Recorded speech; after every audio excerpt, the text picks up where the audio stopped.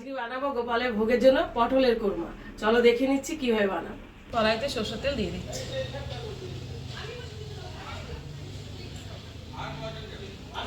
পটলগুলো প্রথমে ভেজে নেব।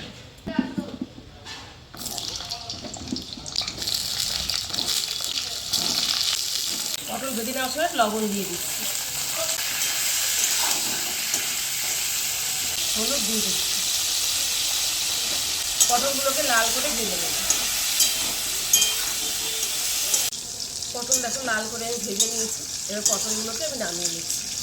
আলুতে লবণ মেখে নিয়েছি, আলুগুলো লাল করে ভেজে নেব।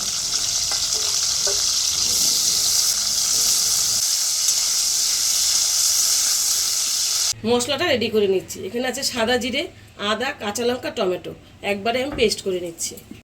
আলু দেখো লাল করে ভেজে নিয়েছি, আলুগুলোকে আমি নামিয়ে নিচ্ছি। সম্বার দিয়ে দিচ্ছি তেজপাতা। এখানে আছে মৌরি, সাদা জিরে দিয়ে দিচ্ছি। মশলাটা একটু ভেজে নেব। সম্বারটা দেখো রেডি হয়ে গেছে, খুব সুন্দর গন্ধ বেরিয়েছে। বেটে রাখা মশলাটা দিয়ে দিচ্ছি।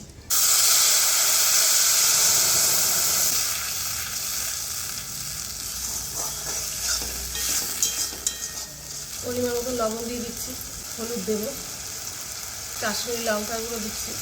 ভালো করে কষিয়ে দেবো।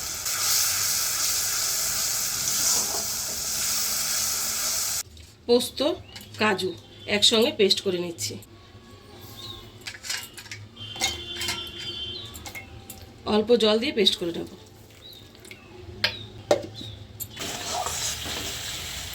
কাজু আর পোস্ত বাটা দিয়ে দিচ্ছি।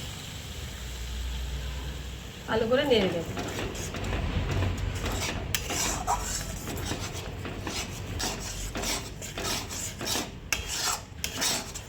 মশলাটা দেখো ভালো করে কষিয়ে নিয়েছি। জল দিয়ে দিচ্ছি। ভালো করে নেড়ে নেব। ভেজে রাখা আলু পটলগুলো দিয়ে দিচ্ছি।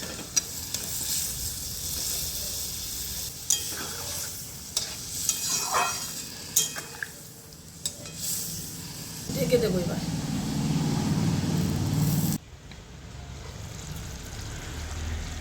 পটল কোরমা রেডি হয়ে গেছে দেখো।